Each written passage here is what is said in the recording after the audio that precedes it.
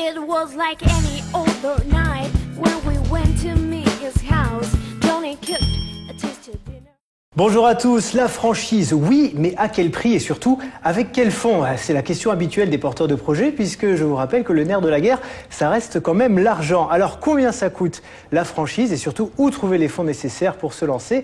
La réponse à ces deux questions et à plein d'autres questions, c'est avec mon invité du jour, Stéphane Kirsch. Bonjour. Bonjour. Vous êtes le cofondateur et le co-dirigeant de Crédit Relax, qui est une société de courtage en financement. Avant de parler, de rentrer vraiment dans le vif du sujet, on va voir un petit micro-trottoir. Nous sommes allés dans la rue pour voir si les gens connaissaient la franchise et s'ils savaient combien ça coûtait d'entrer en franchise. Alors je vous propose de regarder ce petit micro-trottoir en préambule. Je vous propose aussi de regarder ces images de Barbara Claire et Damien Tabourel. Est-ce que vous savez ce que c'est que la franchise? Écoutez, je pense que ça a un rapport avec les sociétés, avec les investissements. La franchise, non, c'est quelque chose qu'on paye, non? Les grandes marques de prêt-à-porter, les choses comme ça, je sais pas, Camailleux, Armand-Thierry. Une franchise, c'est-à-dire qu'on vous apporte tout un concept moyennant des royalties ou une rétrocession financière. Est-ce que c'est plus compliqué d'être un franchisé? Moi, je pense que ce qui est compliqué pour être un franchisé, c'est d'avoir les fonds nécessaires. Vous pensez que ça coûte cher d'ouvrir une franchise? Ça doit être cher, oui, je pense. Je sais pas du tout, alors là, je saurais pas vous répondre. Déjà créer un magasin, c'est un budget. D'un petit commerce de bijoux, par exemple, je pense que ça doit tourner autour des 50 000 € peut-être. À mon avis, ouais, ça doit coûter plus cher forcément, puisque sinon,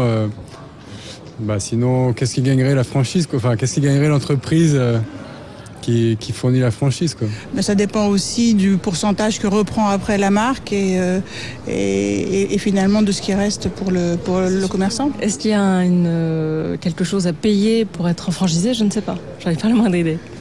Ça coûte, après cher, je sais pas, ça dépend de la boutique ou du mètre carré, des produits qu'on comptez revendre ou promouvoir. Ça revient plus cher certes, mais c'est rentable à long terme. Si vous aviez des amis qui voulaient ouvrir un commerce, quelque chose maintenant, vous conseilleriez la franchise? Oui, ça dépend du domaine, encore une fois. Ça dépend du domaine d'activité, du droit d'entrée, aujourd'hui qui deviennent de plus en plus importants, et des redevances qui sont demandées. Bien, alors il y a plein de choses intéressantes dans ce micro-trottoir. On voit déjà que la franchise est un petit peu connue, c'est déjà bien ça. C'est déjà bien. Mais il y a beaucoup de choses, on va répondre dans l'ordre. D'abord, est-ce que c'est plus difficile d'être franchisé que d'être créateur d'entreprise lambda hors enseigne au niveau des fonds nécessaires? C'est plus simple. Enfin, c'est plus facile, effectivement. Enfin, plus facile, c'est un mauvais terme, mais non, effectivement, c'est plus facile d'aller chercher des fonds quand on est franchisé que quand on est indépendant. Alors c'est intéressant, pourquoi? Parce que on a un savoir-faire qui est reconnu. On a un savoir-faire qui est reconnu, des résultats qui ont déjà été dupliqués dans plusieurs unités, voire dans des succursales, mais en tout cas d'autres franchisés. On peut s'appuyer sur des chiffres d'autres personnes. Donc on a également un soutien du réseau, donc un accompagnement, peut-être aussi une centrale d'achat, si c'est du négoce, il y a forcément une centrale d'achat ou bien un conseil sur les approvisionnements. Donc vis-à-vis des banques, quand il s'agit d'aller chercher des fonds pour ouvrir son commerce, il est plus facile d'aller convaincre son banquier parce qu'on peut comparer par rapport à d'autres résultats qui sont déjà publiés. On a vu dans le micro-trottoir des gens qui disaient oui, ça doit coûter cher la franchise. Alors qu'est-ce qui coûte cher dans la franchise? Qu'est-ce qu'on paye? C'est vrai que les gens, quand on leur parle de franchise, généralement ils pensent aux grandes enseignes du style, même si ce ne sont pas forcément des franchises, du style ce qu'on voit dans les H&M, ça, mais c'est pas de la franchise.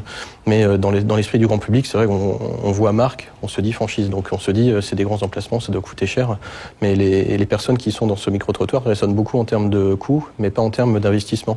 Parce que investir dans un droit d'entrée, par exemple, c'est un investissement, c'est un coût certes, mais c'est ce qui va permettre. C'est la démarche intellectuelle qui est différente en fait. Il faut pas le voir comme un coût, comme quelque chose qu'on doit donner, mais comme un investissement pour l'avenir. Exactement. L'une des personnes interrogées le dit justement. Il dit à long terme c'est rentable, mais c'est un investissement. C'est comme un droit au bail quand on achète un fonds de commerce, on achète de l'incorporel, c'est pas tangible, mais il y a une vraie clientèle, donc ça va permettre de faire du chiffre d'affaires. Bon, par contre, effectivement, on a plus de frais que lorsqu'on est créateur d'entreprise hors enseigne, parce qu'il y a tout un tas de choses à prévoir. Alors, notamment notamment le droit d'entrée, les royalties, Le droit d'entrée, les royalties, effectivement, donc c'est les deux coûts principaux de la franchise. Après, on a également sur des franchises, certaines franchises ne facturent pas de royalties, mais sont plutôt sur un modèle de commissionnement affiliation ou bien de rémunération sur les approvisionnements. Donc, alors pour ceux qui nous regardent et qui sont peut-être des néophytes, vous pouvez nous définir les royalties exactement? Les royalties, ce sont les frais facturés par le franchiseur de manière récurrente, par exemple soit en mensuel, soit en pourcentage du chiffre d'affaires. Donc c'est la rémunération de l'utilisation de l'image et puis du suivi du franchiseur. Et ça, donc, c'est un coût qu'il faut prévoir en amont puisqu'il va falloir le donner tous les mois. Exactement. Voilà. Soit tous les mois, soit tous les ans. Enfin, ça dépend du franchiseur. De l'enseigne.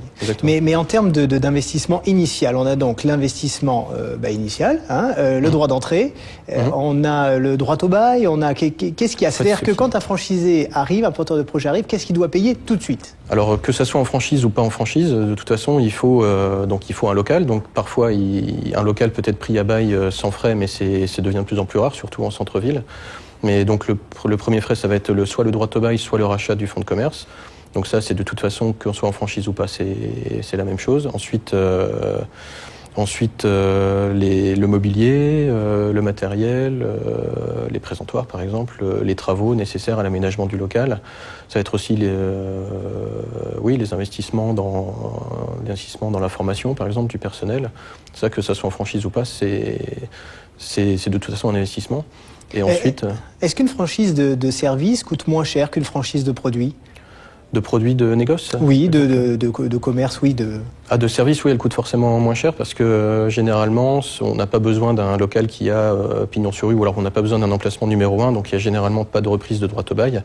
Les aménagements intérieurs sont moins élevés parce qu'on ne reçoit pas de clientèle, c'est plus du service, donc les investissements sont moins élevés. Ouais.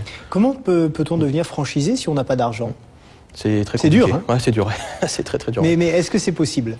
Non, c'est sans argent du tout. C'est-à-dire ou avec un tout petit pécule au début. Avec un tout petit pécule, c'est possible, mais il faut s'adresser aux franchises qui ne nécessitent pas des gros investissements. Alors justement, où trouver les fonds? Quand on a par exemple 15 000 euros d'apport personnel et qu'on veut entrer dans une franchise qui facture, mettons 60 000 euros, il y a quand même encore de l'argent à trouver. Alors où est-ce qu'on trouve les fonds pour devenir franchisé? Donc 60 000 euros de frais total, de coûts totaux, d'accord. Oui. Donc le levier bancaire déjà, le levier bancaire généralement on demande 30% d'apport personnel. Donc si le coût total du projet est de 60 000 euros, 15 000 euros représente presque 30%, donc on n'est pas très loin du compte.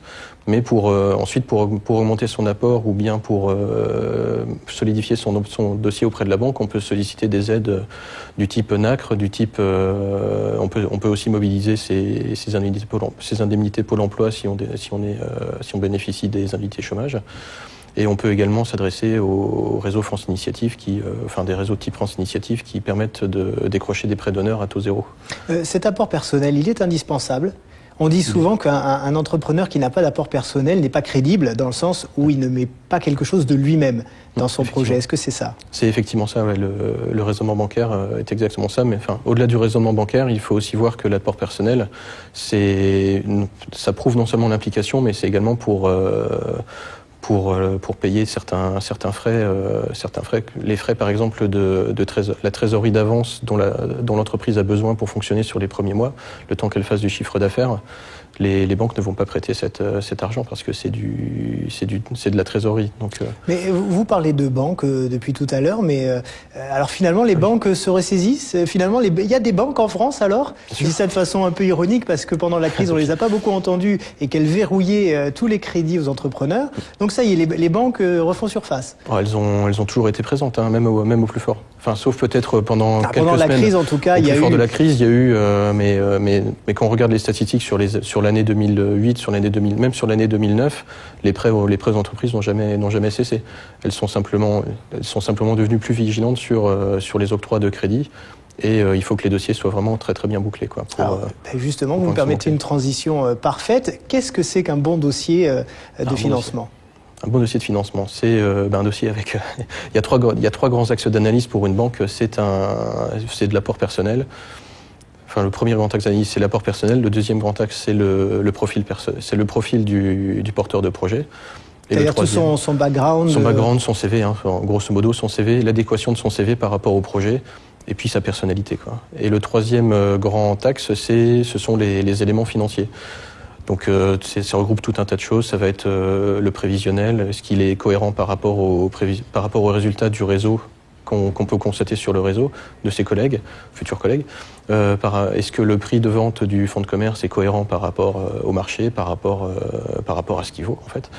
Et puis ça va être également, la cohérence de ces chiffres en général. Mais tout ça nécessite énormément de préparation, il faut le préciser quand même.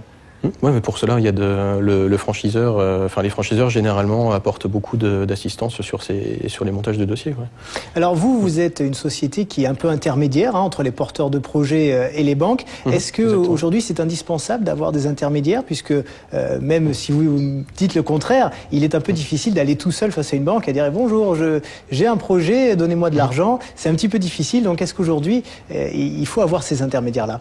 C'est pas obligatoire. La preuve est que on a une part de marché très très faible, mais c'est utile effectivement. Ouais. Quand on voit beaucoup de porteurs de projets qu'on rencontre ont des idées un petit peu confuses. On sait qu'ils ils ont les idées claires sur leur projet, mais ils ont du mal à les formuler et à les mettre en ordre, à les mettre bien en avant dans un dossier bancaire. Alors, conseil pratique pour les franchisés qui nous regardent, est-ce qu'un droit d'entrée élevé garantit forcément une franchise rentable ? Il faut bien analyser le DIP. Ouais. Le DIP, donc document d'information précontractuelle, oui, qui explicite tout le réseau en fait, qui présente le dirigeant, qui présente les résultats de la tête de réseau, qui donne l'état du réseau. Donc tout dépend en fait des résultats des autres franchisés, puis on se base là-dessus. Parce qu'effectivement, quelqu'un qui débarque peut dire tiens, cette enseigne me demande 100 000 euros. Si elle me demande 100 000 euros, c'est forcément que je vais en gagner 500 000, mettons. Hein. Il faut faire son calcul de rentabilité. Faut faire son propre calcul de rentabilité, ouais. Et pareil pour les royalties, est-ce que des royalties qui sont élevées garantissent des services optimum de la part de la tête de réseau ? En tout cas, ça devrait le garantir. Ah, ça devrait ? En tout cas, ça devrait le garantir, oui, en tout cas. Et est-ce que ça l'est dans les faits ? Mais ça l'est dans les faits, il faut faire sa propre enquête. Ce qu'on conseille toujours aux clients qu'on le rencontre, c'est de se renseigner auprès des autres franchisés. Ou de demander conseil auprès des autres franchisés. De toute façon, toutes les coordonnées du réseau sont dans le DIP, donc il est très facile de faire sa propre enquête, que ça soit en client masqué ou bien en y allant au culot, enfin même pas au culot, c'est de se présenter auprès d'un franchisé existant et de dire voilà, je suis candidat dans votre réseau, qu'est-ce que vous en pensez, de manière tout à fait ouverte, quoi. Alors justement, dernière en guise de conclusion, comment faire le bon choix au niveau du réseau par rapport à ce qu'on a en fait en poche, tout simplement. C'est vrai que c'est le premier critère de choix d'une franchise, c'est l'apport personnel. Malheureusement, l'argent reste, c'est vrai, le nerf de la guerre. Donc quand vous voyez tous les franchiseurs montrent l'apport personnel qui est nécessaire pour leur projet. Donc c'est sûr que une personne qui a 50 000 euros ou qui a 100 000 euros pourra prétendre à telle ou telle franchise. Ouais.